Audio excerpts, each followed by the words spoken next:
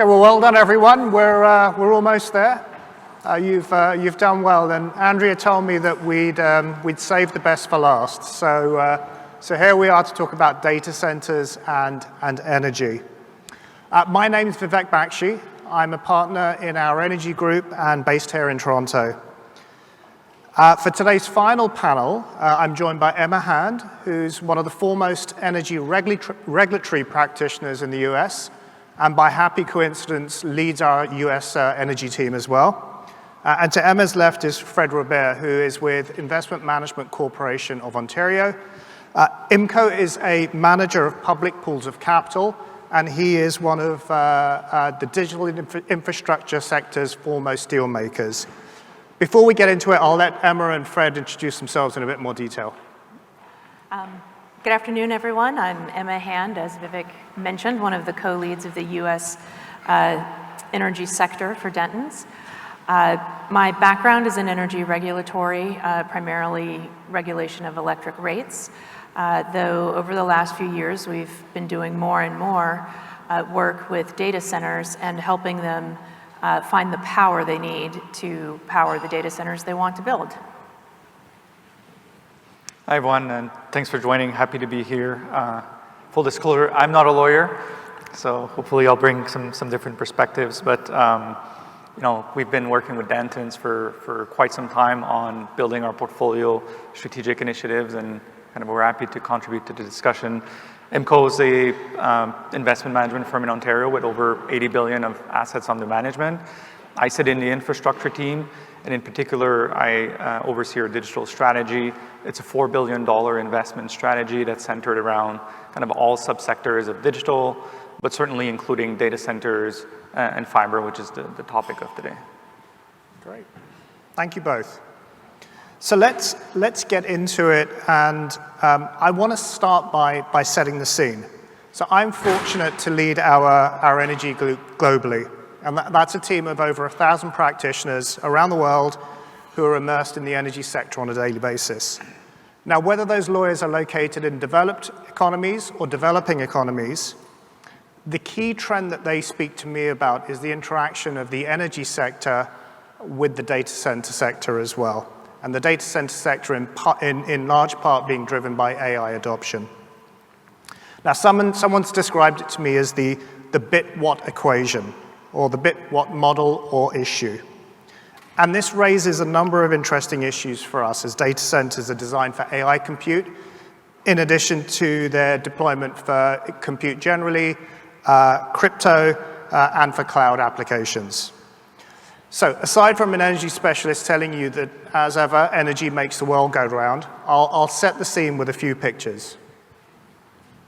So here we've got the landscape for data centers currently in Canada. So the current state of play is about 750 megawatts. From my perspective, that's not a big deal today. So for those of you who are located in Toronto, you will be aware of the Portland's Energy Centre, which is on the lakeshore and owned and operated by our client, Atura Power. Portland's has a capacity of about 600 megawatts. So you can see the current landscape isn't huge from a pure energy perspective in Canada. I think where it gets interesting is when we look at projections. And so we've focused on Ontario for this slide. And you'll see that the projections from the system operator in Ontario suggest that demand for electricity from data centers going out to 2050, I think, is projected to increase at about 7% per year. If we go now to Alberta, which is very much considered the hot market for data centers in Canada, the government in Alberta last year did, I guess, what governments do. And they declared that the Alberta Advantage meant that data centers should locate in that province. And I think they did that before checking with the people that run their electricity system. So in the space of 18 months, you can see how the request for energy from data centers has grown. And to put those numbers in context, if all of those requests for demand were satisfied, it would involve the doubling of the entire Alberta electricity grid in about 3 years. And I think if they manage that, there really would be an Alberta Advantage. So now in the US, so the US has a much more developed market for data centers, and you see that there's concentration in several key markets. In the US today, data center consumption is around 4.5% of total power demand in the country. I think the projections are even more interesting, though. So the projections this chart is showing is really for exponential and extraordinary growth in the US. And so this chart shows that data center power consumption in the US is projected to be as much as 12% of total electricity consumption in the country within just a few years. And I think that exponential growth really speaks to the pressures that the energy sector is facing. So how does this all relate to AI?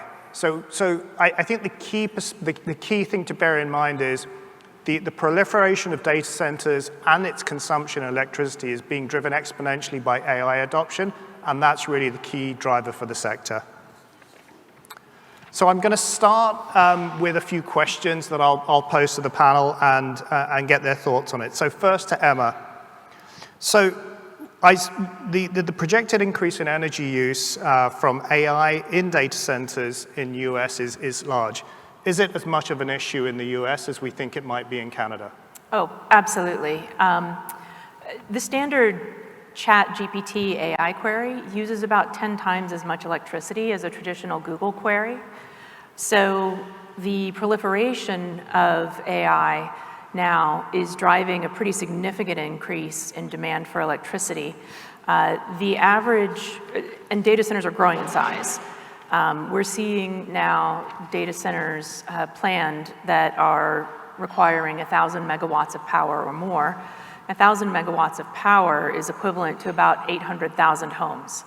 So you're talking about a single data center using as much electricity as a mid-sized American city like Pittsburgh or New Orleans or Nashville, right? And the utilities don't have an entire city's worth of power, excess power, just sitting there on the grid waiting to be used. And the cooling is also an issue. In addition to just the AI computing, data centers need significant cooling. And that can be either water cooling or air cooling. If you're in an area with constrained water resources and you can't do water cooling, air cooling uses about 3 times as much as electricity. So, that kind of further propels the need for electricity. And that really creates a mismatch in timing. You have data centers that the developers want to have built, up and running, and powered within a year or two. The only generation that can come online that quickly is solar, which can, averages 18 to 24 months. For natural gas and wind, you're talking about 2 years. For a coal plant, it would be 3 to 4 years to get one built, and for a nuclear plant, you're talking about more than 10 years for a full-size nuclear plant in the US to get all the way through, planning, permitting, construction, and the like.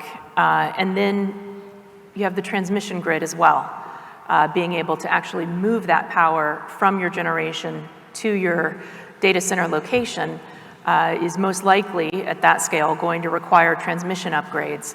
And those take, on average right now, 4 years or more to do in the US. Some markets are a little faster than others, but it's still quite an issue. And so you've got this mismatch in timing of how quickly data centers want to be able to come online and how quickly the grid can build them out. And so you're seeing some strategic decisions being made about where to locate data centers. People are looking at co-locating them on existing nuclear plants. That is getting some pushback from regulators. And so you really are seeing people focusing in on, where there might be transmission capacity available, where there might be access to power, including even the Trump administration has listed that as one of the factors they are going to be using when looking at federal AI sites. Thanks, Emma. So Fred, Emma spoke to the mismatch in timing. So as an investor in the data center sector, what do you see as the key challenges that face the sector? Yeah, there's a few, and I can put a lens from an investment standpoint and then at the portfolio company level, because they're different consideration. I think the first one is discerning what's real and of quality. In all booming industry, you often see the rise of newcomers and new entrants that want to capitalize on the boom and make a quick buck. And so you see, you've talked about the interconnection queue getting longer. A lot of people wanted access to the grid. Some of these projects might not be as realistic as the sponsors might believe they are. And so as an investor, you have to be able to prune through this and think through, do they have the right operating capabilities, the right financing, and the ability to attract the customers. The hyperscalers are notoriously difficult customers to engage with and manage. They have really specific requirements, and not everyone will be able to secure contracts. And then data centers are really capital hungry. So you still see on the chart, but a 1 megawatt of data center costs $10 million. So if you think about a 500 megawatt project, this is $5 billion just for the shell and the cooling and power equipment. That's excluding all the chips that go in there, and that's even more expensive. And so it's a very capital hungry business. As an investor, where do you get the funding from? If you have more contracts than you thought you would, you're exceeding your expectation, you still need the money. And then lastly, as you think about exiting your investment and getting your money back in return, who's going to buy some of these very large platforms that are worth $50, $100 billion? And so that's top of mind. From a portfolio company standpoint, as we engage with our management teams, number one is supply chain and construction contractors. And so getting access to all the electrical equipment, the cooling equipment in a booming industry is increasingly challenging. You have to order your equipment 2 years in advance. You might have to spend working capital to order those without certainty that you'll get a customer for your data centers. And so that's very difficult for developers and those that don't have the same access to liquidity. And then lastly, power has been the main issue in the last few months. Certainly there is a lot of power in Canada and in the US, but it's not in the right spot. It's not where the data center demand, or at least the base demand is, and where data center developers would like to build their projects. And the transmissions line are just not able to transfer this power across North America to feed the data center in the optimal environment. There are data centers getting built closer to where demand is available. We see large hyperscaler-sponsored projects in Wyoming, Ohio, some of these states that have a ton of excess power and cheap land. The reality is when AI gets rolled out and you're using AI on your device, at your computer, there's a need for low latency, so rapid access to your data center. And some of the data centers might not be well suited for those applications in the future. And what will matter at that point will be, are you close to the demand loads, the NFL cities, the big cities where people are consuming the AI? So that's an important consideration as you're considering, hey, there's power there, I can build a data center, there's land, but will that be a sustainable data center in the future is a very important question. Thanks, Fred. So Emma, how are US regulators, and you mentioned the Trump administration is focused on this as well, so how are they responding to these energy issues that are presented by data centers? What's the policy direction? And so what does it mean for developers like Fred? Yeah. So at this point, regulators and legislators are fully focused on the energy issues related to data centers. And you're seeing a huge amount of proposed legislation and proposed regulations around the energy issues. And there are some primary themes. And you can understand this because already in 2023, we had one state where, which is Virginia, where data center energy usage was about 25% of the energy usage in the state, and another 4 states that were up over 10% of the state's usage being attributed to data centers. So you're talking about a large impact on the grid. So the key themes that we're seeing are concerns about reliability, about rate impact, and about emissions, carbon emissions. With reliability, there's a lot of concern, particularly with respect to data centers trying to access existing generation. And this is in part the co-location issue of having a data center located on the property of a generator and kind of plugging directly into the generator, what we call behind the meter, and what impact that might have. There was a lot of interest in pursuing that strategy because it evades some of the regulations that might otherwise apply, but where it's running afoul of the regulators and the federal regulation in particular at the Federal Energy Regulatory Commission is that those existing nuclear generators had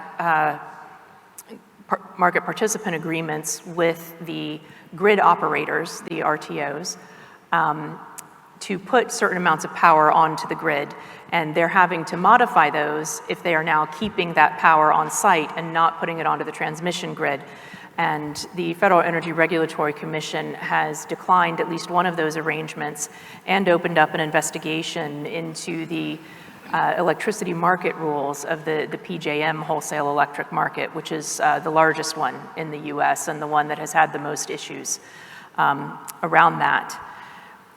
Just a lot of concern raised by other parties that this is going to destabilize the transmission grid to have these large chunks of power being pulled off the grid that has to remain in balance at all times. So then you also have a lot of concerns about the rate impact. When you have entities that are regulated monopolies, the way still the majority of the US is, we only have about 13 states that have tried to deregulate and go to retail competition. Part of the regulatory compact is that the regulators set the rates, and the rates have to allow the utilities a reasonable opportunity to earn a reasonable return that's comparable to what other companies would earn of their capital investments and all of their O&M costs. And so the utilities then can only recover what is set in their rates. They don't have other sources of revenue. So if they're building out resources to serve the data centers, there is concern that if they're not recovering 100% of the cost to build those resources from the data centers, those costs fall on other ratepayers. Their other residential, commercial, and industrial customers will see their rates increase. So that's an area of concern. And then, of course, there's the concern about emissions, because natural gas is currently the quickest form of dispatchable kind of steady state power that you have control over that can be built to support data centers. And you are seeing utilities start to expand their natural gas fleets in order to serve data centers. And so there's a lot of concern that state renewable portfolio standards and emissions reductions goals are going to be hurt by this explosion of gas plants to serve data centers. So the themes that we're seeing in legislation are largely trying to make sure that the data centers are bearing the brunt of those costs. They're around making sure that a data center customer for whom generation is built ends up paying the full cost of that generation, even if they cease operations or end up using less power than they thought they were going to need. There are issues with trying to improve forecasting of how much data center load is actually going to be real, which was the problem that Fred was just alluding to as well. You know, you get multiple requests, or one data center goes out to multiple energy developers and says, you know, tell me what you can do. They go put in requests for capacity for the grid operator and applications to build the plants. And you know, it's hard to tell what's real, what's duplicative, what is ultimately going to not make it to the grid. And so regulations around that. And also requiring commitments, financial commitments from the data center developers that they will take this power once it is built and put on the grid. And then with emissions, you're seeing regulations that essentially are trying to say a data center's development will not take clean power from any other source, and it will meet the emissions reductions goals of the state that it's located in. which essentially means that the data center is going to have to pay for a clean form of power to be put onto the grid. Kind of bring your own power with you types of regulations, all of which, of course, increase costs to the developers. So just picking up on that theme, Emma, and I think probably using the term explosion and natural gas in the same sentence, we won't do that again. So you mentioned that construction of natural gas facilities is the most effective from a speed perspective of matching the data center build modeled to a power facilities. So Fred, in terms of gas-fired facilities and co-location with data centers to solve grid bottlenecks and other issues. So to the extent that customers retain, and particularly hyperscalers, strong ESG aspirations, how do boards think about this solution in the long-term context in terms of value creation, and does clean energy still matter? Yeah, it's quite the conundrum. We have net zero ambitions. Our portfolio companies have stated the same. Our customers have, yet there's no green power available for them to expand their business. And some of these ESG targets were set pre-AI, in a pre-AI world, and no one would have thought they needed so much demand and build so much. So it is a complex problem as a board member to think through the implications of saying yes to business today and how that can impact our business in the future. And certainly if we think about gas as a good solution today to solve the timeline problems or just the power availability problem, are we going to get our investment back as we thought in 15, 20 years from now if the renewable sector continues to grow, if data center demand slows down and now gas becomes relatively more expensive than renewables, which are marginally free once they're built. And so we have to think about that long-term value creation. At the moment, hyperscalers or their large customers, their number one buying criteria is speed of delivery. It's the only thing that matters. And so they're putting back their own ESG aspiration because the business case for the AI race and developing the best tools is so important. And ultimately they're pulling back. Now, there's going to be a day where the supply and demand of data centers is more balanced and the other criteria, purchasing criteria, are going to come back to the top. And there's no doubt that green power, which is also cheap power in the long run, will come back to the top. And so if you're an investor in a platform and you're the management team of the platform, you want to think through continuing on your journey to sustainability and make sure that you future-proof your fleet of data center and power purchases for that future where the buying criteria will change. And so that's very important. At IMCO, we continue to think that sustainability is an important long-term value driver, even if in the near term there's a business case to pull back a little bit to make sure we can meet our customers' needs. Thanks, Fred. So building on that then, what role do data center developers and their investors play practically in solving the power capacity constraint? We work with a number of energy companies, energy generators, and the speed at which the data center sector is evolving and needs to move is really out of step with how those companies have generally developed their business models. So what do data center developers do to solve that problem? Yeah, so right now we have a problem of power availability that constraining people's ability to make big investments and potential big money or big rewards. So in this scenario, a solution will emerge, and I think what we're seeing now is a solution of co-locating gas power and data centers together. And folks would have seen maybe some splashy announcement with very ambitious investment goals, $30 billion JV between an oil major or a supplier of gas turbines and data center developers and customers all working together. There's certainly value in the scenario where we're in, where there's a bit of a failure from the grid and its regulator to adapt as quickly as the market is adapting. in having better coordination between power and the demand, the data centers, and essentially excluding this intermediary, the utility, from those discussions, because it's just not able to follow two very dynamic industries. So renewable or power development and data center development is moving just at a pace that's too fast. And for utilities who have been sitting on what is probably decades of flat demand growth and very steady business model, facing the electrification of the economy, so just reacting to EV charging and how they need to operate their grid differently, and now this step function change in demand from customers that want 24/7 certain power, it's a lot to demand for them, and everyone's working quite hard to solve this problem. I think the solution, at least temporary or while the grids are adapting, is to have these joint ventures between power and data center and develop as one. It might not be more cost effective, but it certainly accelerates the timeline, brings more certainty for the development project.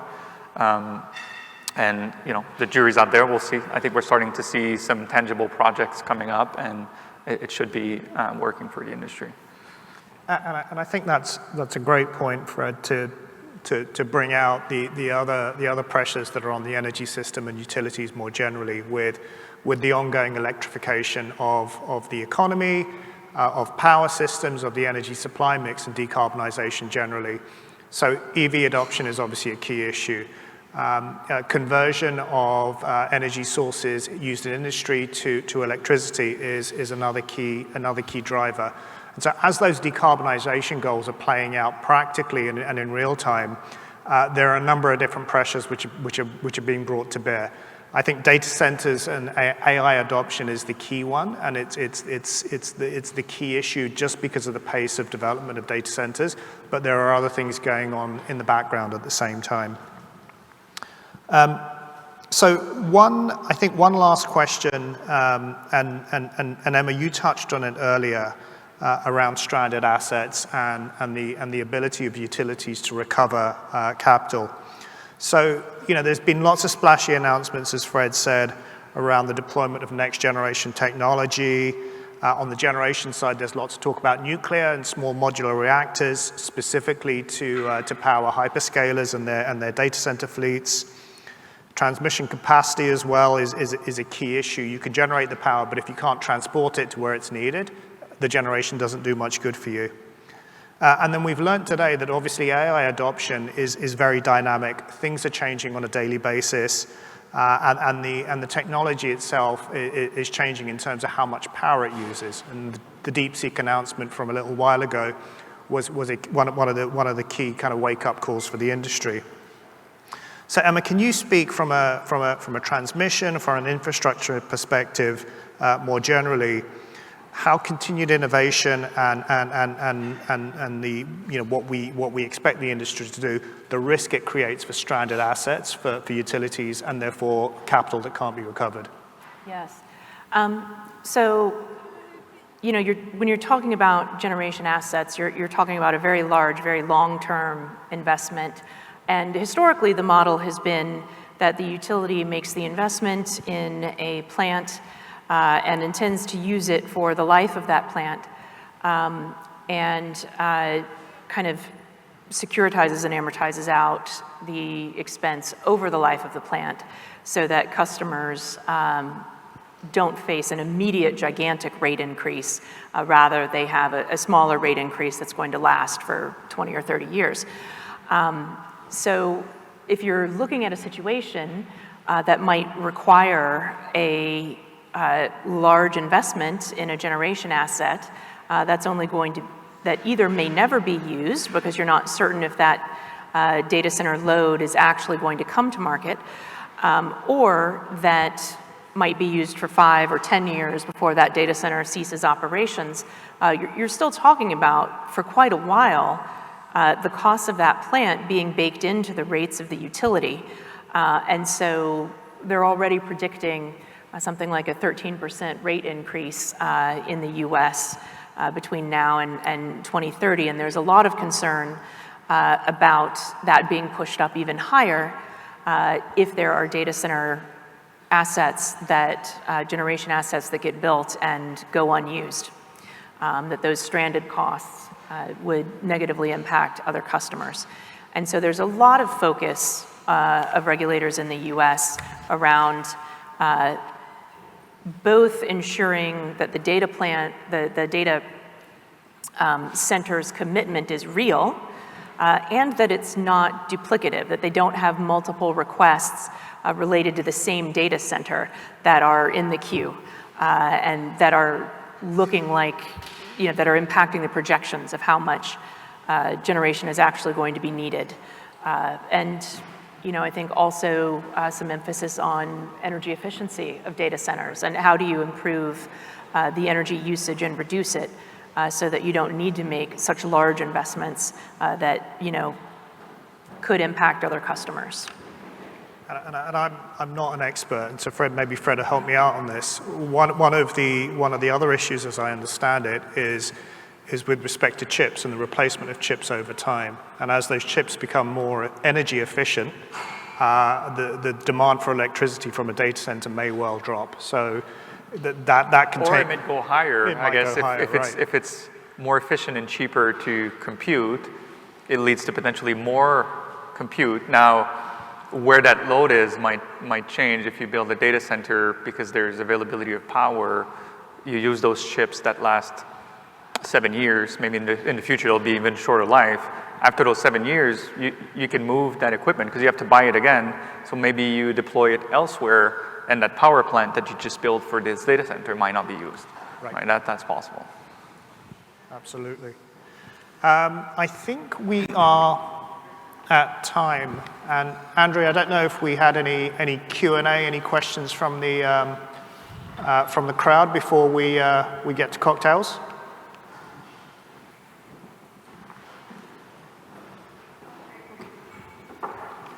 Okay, we got one.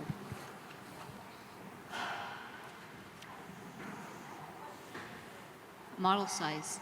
And right now the focus primarily is on large language models, and the compute size is leading to more greater generalization and maybe more specific and complicated research tasks, but may not be necessary for every single use case out there. And a smaller language model may be just as good, if not better. But I was curious about, from an energy perspective, if using a smaller language model has any sort of impact, or if it needs to be at a certain scale to take the pressure off data centers. Thank you. I didn't quite catch that. No, sorry, do you mind just repeating the last part of your question? You faded away there. The question was whether using a smaller language model has any impact on energy consumption, and if that needs to be done at a certain scale to see any effects in order to take some of the pressure off the data centers that we're seeing right now, rather than using the large language models, which we've been seeing have a greater energy cost. Do either of you want to try and tackle that? Yeah, I mean, I think if what you're asking is, would building more smaller data centers scattered around in different locations relieve some of the burden, it probably would make it a little bit easier, at least in some instances where utility might have 100 megawatts, of excess capacity, because generation is chunky, right? Turbines come in specific sizes. You can't always match them exactly to the load that you have. So utilities often do have some excess capacity, and if you're down 50 megawatts, 100 megawatts, instead of at 1,000 megawatts, you're more likely to be able to find a utility that does. But I will say, when you're talking about the cumulative amount of load growth that we're expecting to see related to data centers, you're still going to have to build new generation to meet that load kind of on a national and regional basis. So, it's kind of, yes, it would help for some data centers and some applications, and it might relieve a little bit the transmission burden of building, new transmission, but kind of on a national and regional basis, you're still talking about adding so much capacity that new generation will need to be built. And I'll build on that by asking Fred a question. So, in terms of AI compute in particular, obviously the very large, the very splashy announcements about very large data centers from the hyperscalers are specifically directed with respect to AI compute. So I guess the question is, can you break that up into smaller data centers on the one hand, but then secondly, does that give us issues around economies of scale in that we're building multiple small data centers, and from an economic perspective, does that stack up? Yeah, so certainly from a training perspective, one 200 megawatt system is not the same as two 100 megawatt system, and that's why they want to have these large campuses. The speed of interaction between the cards is critical in that training model. Now, what happens once it's trained, then it will be distributed to smaller local data centers that will then be connecting with your device and interacting with you. But the training itself needs to scale, and also those buildings are not cheap. The shell itself, you only need one if you can stack more density into one building. But realistically, like the HVAC equipment, the power backup equipment, they're all megawatt requirements, so it's similar cost. I think people do this because they want the chips to be sitting next to each other, and you do one large project. But there's still growth in the data center space related just to the cloud deployment, and just your digital application, even without AI, is still growing quite a bit in the US and Europe. And so that it continues to drive the need for data centers. But again, these have to be close to the demand center, the big American cities and Canadian cities. And I think the Canadian experience is, so in Ontario, much of the data center capacity is connected at lower distribution voltages. So they are smaller data centers, they are connected to the distribution system. Similarly, in Alberta, there are no data centers connected at the moment to the transmission system, which is the high voltage system for conveyance of electricity. So there's definitely a use case for smaller data centers, but as it relates to AI, as Fred said, it seems like bigger is better. Okay, and indeed, we are at time. Okay, I'll keep our panel up here for just one more minute. We've got some just closing thoughts. So for all of our Denton Summit and content, we really like to open source our knowledge and offer as much substance as possible. We realize that can be a lot of work for our audience, so thank you. But in keeping with that, we do plan to write up the proceedings of the summit today into a regulatory and commercial adoption enabling roadmap or framework. And there'll be a public version of that we will share with you all and with the world. But there will also be a non-public version that we will feed back into Minister Solomon's office. So if you have any ideas or have any contributions or thoughts for that, please do reach out to us. And I'd like to offer a big thank you to our presenters, of course, to our entire Dentons team that pulled this together very quickly, to the Design Exchange and to our AV teams. Thank you for making this an incredibly smooth day. And our biggest thank you, of course, is to our audience. You're very generous with your time, and it's really our privilege to share the day with you. So thanks again, and it's time for cocktails. Okay.